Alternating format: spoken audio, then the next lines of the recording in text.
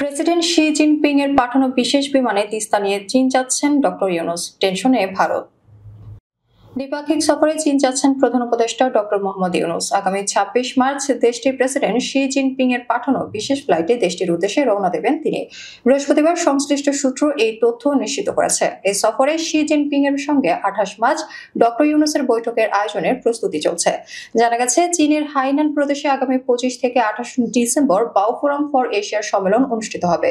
সম্মেলনটিতে অংশ নিতে প্রধান উপদেষ্টাকে আমন্ত্রণ জানায় চীন। এরপর বাংলাদেশ সবুজ সংকেত দিলে সফরটি চূড়ান্ত হয়। প্রসঙ্গত, ২৫ দেশের জোট বিএফ এর সম্মেলনে যোগ দিতে সম্প্রতি প্রধান উপদেষ্টাকে আমন্ত্রণ জানান বাও ফোরাম ফর এশিয়ার মহাসচিব ঝ্যাং জুন। ওই সময় দুই দেশের সম্পর্কের ৫ দশক পূর্তিতে আগামী মার্চে প্রধান উপদেষ্টা অধ্যাপক ডক্টর মোহাম্মদ ইউনূসকে বেইজিং সফরে নিতে চায় চীন। প্রধান উপদেষ্টাকে বেইজিং সফরে নিতে চীনের পক্ষ থেকে ভাড়া করা উড়োজাহাজ পাঠানোর বিষয়টিও বাও ফোরাম ফর এশিয়ার আমন্ত্রণপত্রে উল্লেখ করা হয়েছে। ২৬ মার্চ বাংলাদেশের স্বাধীনতা ও জাতীয় দিবসের রাষ্ট্রীয় অনুষ্ঠানে যোগদান শেষে বিকেলে বেইজিং রওনা হতে পারেন প্রধান উপদেষ্টা।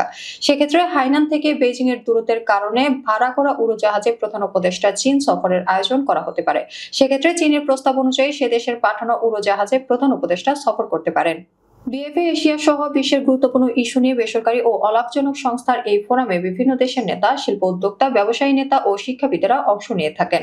সম্মেলনের এবারে প্রতিপাদ্য পরিবর্তনশীল বিশ্বে এশিয়া একটি অভিন্ন ভবিষ্যতের পথে, যেখানে উন্নয়ন সংলাপকে উৎসাহ প্রদান, উদ্ভাবনী বিন্যাস অন্বেষণ এবং বাস্তব ফলাফলের মূল্যায়নের মতো বিষয়গুলোর অগ্রাধিকার দেওয়া হবে, যার অভীষ্ট লক্ষ্য আন্তর্জাতিক উন্নয়ন এবং সহযোগিতার বিকাশ। উল্লেখ্য, বাংলাদেশ সরকার চাইলে তিস্তা উন্নয়ন প্রকল্প বাস্তবায়নে সহযোগিতা করতে প্রস্তুত চীন। বছর ৪ আগে তিস্তা প্রকল্পের সহায়তা চেয়ে প্রস্তাব পাঠালে পরবর্তীতে বাংলাদেশ আর কোনো প্রতিক্রিয়া জানায়নি। মঙ্গলবার ঢাকায় চীন দূতাবাসে বাংলাদেশ চীন সম্পর্ক নিয়ে এক সংবাদ সম্মেলনে এসব কথা বলেন বাংলাদেশে নিযুক্ত চীনের রাষ্ট্রদূত ইয়াওয়েন।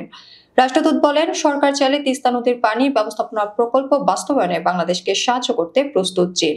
তিস্তা নদীর তীরে বসবাসকারী হাজারো মানুষের কল্যাণে যত তাড়াতাড়ি সম্ভব তিস্তা প্রকল্প বাস্তবায়ন করা উচিত। তবে একটি সার্বভৌম দেশ হিসেবে প্রকল্প বাস্তবায়নের বিষয়ে সিদ্ধান্ত নেওয়ার দায়িত্ব বাংলাদেশের। ইয়াওয়েন বলেন, ২০২১ সালে বাংলাদেশ সরকার তিস্তা প্রকল্পের জন্য চীনের সহায়তা চেয়ে একটি প্রস্তাব পাঠিয়েছিল। প্রকল্পটি মূল্যায়ন করার পর ২০২৩ সালে চীন বাংলাদেশ সরকারের কাছে প্রতিবেদন দিয়ে জানায় যে তাদের দেওয়া প্রকল্পে কিছু অপ্রয়োজনীয় উপাদান থাকায় প্রকল্পটি সংশোধন করা উচিত। কিন্তু তারপর থেকে আমরা এখনো বাংলাদেশ সরকারের কাছ থেকে কোনো প্রতিক্রিয়া পাইনি। অন্তর্বর্তী সরকারের সংস্কার এবং আগামী জাতীয় নির্বাচন নিয়ে চীনের প্রতিক্রিয়া। রাষ্ট্রদূত বলেন, সংস্কার ও নির্বাচন বাংলাদেশের অভ্যন্তরীণ ইস্যু, এ নিয়ে মন্তব্য করবে না চীন। চীনা কমিউনিস্ট পার্টি বাংলাদেশের সব রাজনৈতিক দলের সঙ্গে ভালো সম্পর্ক রাখতে চায়। চীনা রাষ্ট্রদূত বলেন, পারস্পরিক শ্রদ্ধা ও সমতার ভিত্তিতে চীন বাংলাদেশের সঙ্গে সম্পর্ক চায়।